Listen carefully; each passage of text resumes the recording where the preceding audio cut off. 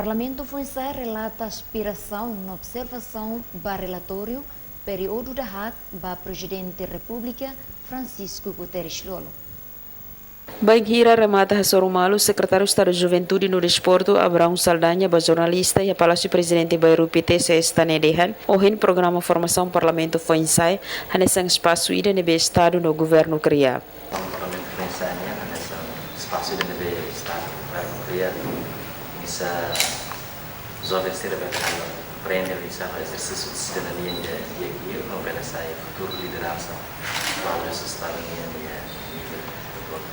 Abraão Musa atau mensagem ba foi sira atau aproveita a formação nebe mag-iha halo muda sa mos ba atitude atau muda an rasik no muda Timor-Leste badalan dia kleu. Ia fating anisang koordinador Parlamento FUNSAI André José Manuel Paulo dehan ohin lorong ne excelente tebes ba membro Parlamento FUNSAI hamuto ko Secretário de Estado de Juventude e Desporto, mas soro presidente hodi apresenta no entrega direta resultado nebe sira produz badaholo.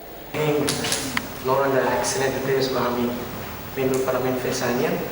yang nebe oin kami mutu ko excelência da Secretaria de Juventude e Desporto e Comissão Organizadora, muito mais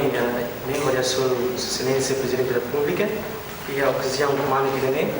a mim apresenta uma entrega direta a minha resultado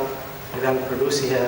a minha plenária da Bolo. E encontro ne Presidente da República Francisco Guterres Luolomo sato mensagem para Parlamento FUNSAI Sirakatak, jovem sira na fatin tane asno dignifica luta sira na geração antigo halona. Emerenciana Pinto, STL News.